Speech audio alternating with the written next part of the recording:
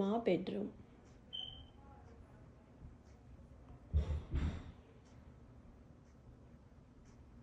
చూసారా నా బెడ్రూమ్ ఎలా ఉందో మీరు చెప్పాలి కామెంట్లో.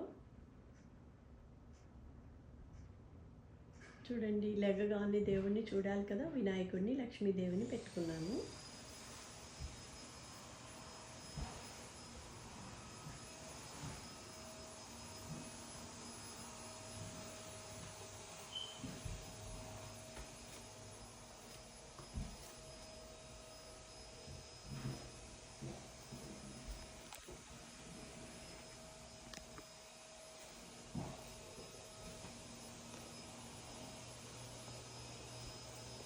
చూసాక నా బెడ్రూమ్ ఎలా ఉందో, నా మసాజ్ చైర్ ఎట్లా ఉందో కూడా మీరు చెప్పాలి.